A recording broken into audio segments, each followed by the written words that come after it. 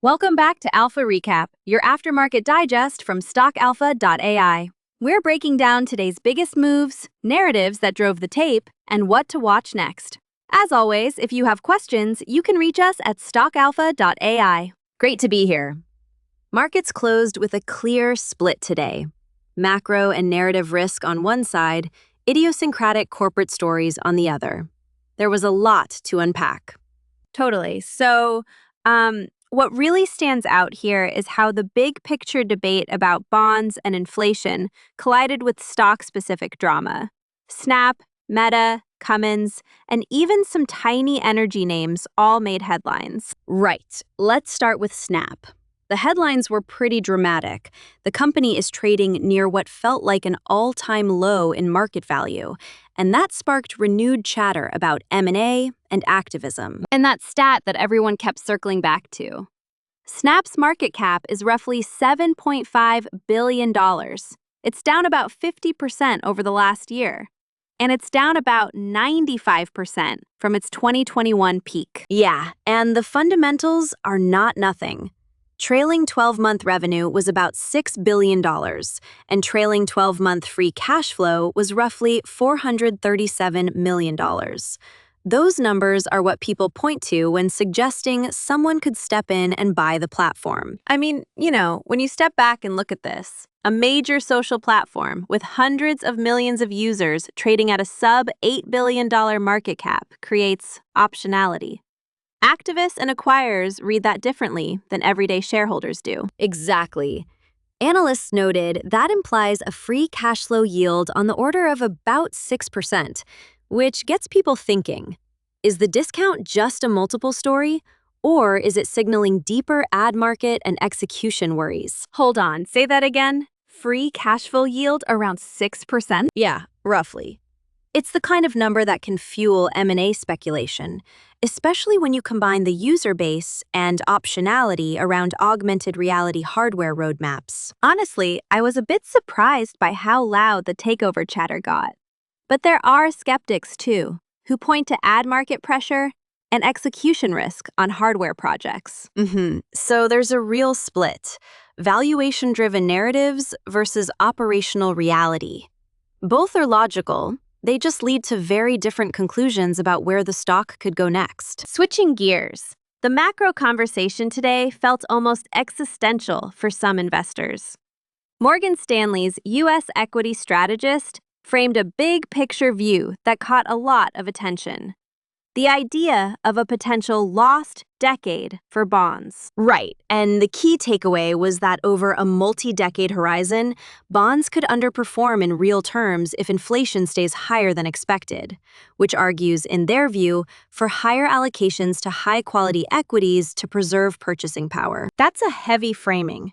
It basically asks investors to reassess duration exposure and whether nominal yields will actually protect purchasing power over the long run. And it's important to say, analysts note this is a long horizon scenario. People who still view fixed income as an anchor see that thesis as provocative, not definitive. It's an allocation debate, not a personal prescription. Right. And the other thing is, it pushes folks to look at real yields, expected inflation, and whether to ladder, shorten duration, or seek other hedges. There's no one-size-fits-all answer here. Exactly. Now, with a relatively light earnings calendar, tech narratives took on outsized importance.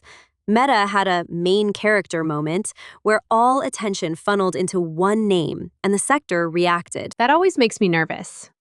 Narrative concentration can create momentum-led swings that aren't tied to broad fundamentals. When headlines focus on one big cap tech stock, sector leadership can flip quickly. Yeah, that tracks. Momentum can be a friend to swing traders and a headache to long-term portfolios that suddenly face regime risk. And then there was the geopolitical-driven speculation. Tiny aviation and jet fuel-related names lit up as traders priced in supply risks tied to Iran and the Strait of Hormuz, which handles about 1/5 of seaborne oil flows. Small cap names, low float, high gamma. That's a recipe for outsized moves. Traders were front-running possible supply shocks, and it created very short-term, option-driven volatility. Not a great day if you were short or stuck in a name that suddenly gaps on headline flows. Short reactions here, big jumps, big risk. Short reaction, wild tape. Now, a bit on Cummins. This was a standout in industrials. The stock traded up to about $552 intraday and was up roughly 32% since September 2025, while the broader index was slightly down over the same stretch. That's a nice reminder that sector leadership can rotate outside of headline tech. When earnings surprise or margins hold up, industrial names can get re-rated pretty quickly. Right. It underlines the point that today's market was about contrasts, pockets of resilient earnings and re-rating in some cyclicals versus narrative-driven moves in tech and tiny energy plays. And for payments platforms, there was a consumer trust story. A reported unsolicited fund transfer originating in the Philippines raised flags and shows how fraud narratives can spur regulatory and reputational risk for user-facing payment companies. Payments platforms live and die on trust. Analysts pointed out that even a single incident can invite scrutiny and change user behavior, which can be costly in this business. Before we move to the debate section, quick note on disclosures. Several small and mid-cap issuers filed 8Ks, including Regulation FD notices or material agreements. That information flow tends to cause sharp repricing in thinly covered names. And for microcap investors, those exhibits and filings are where the real details live. If you trade those names, you've got to read the filings quickly. They can be decisive. Okay, now the debates to watch. First, duration and allocation. Morgan Stanley's Lost Decade sits in tension with investors who still want fixed income as a portfolio anchor. Exactly. One side says rotate to high-quality equities to protect purchasing power. The other side says bonds still provide diversification and capital preservation. The outcome matters for flows into duration-sensitive ETFs and active bond funds. Second debate, valuation versus operational risk at tech names like Snap. Supporters point to cheap valuation and positive free cash flow. Skeptics point to secular ad market weakness and hardware execution risk. And third, momentum trading versus fundamental investing. The SAFX situation exposes how short-term traders can chase geopolitical theta, creating big moves that long-term holders may not like. Right. Active traders love that environment. Long-term investors often have to sit through the noise and manage risk more conservatively. Let's quickly parse what this means for different investor types. Long-term equities. There are potential opportunities where prices diverge from strategic value, like the Snap example, but realization paths are uncertain. Income or conservative investors.